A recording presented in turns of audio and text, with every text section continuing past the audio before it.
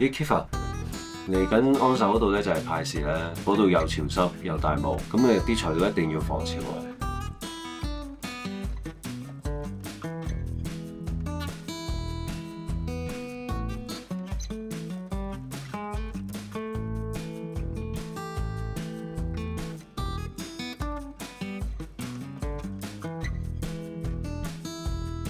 洪哥，安守嗰個套餐啊，咪會鏟底嘅又有，嗰度嚟講好潮濕啦，又大霧啊嘛。要個底咧，做杯嗰度要加啲料咧，係嗰個2條油翻2至3粒芝拿就冇問題㗎啦。今次我想針對性咧，可以令到佢哋更加襟用啊，因為始終嗰度真係最大嘅敵人就係天氣，咁啊真係靠晒你喎，洪哥，等你同我哋安排好晒喎。OK。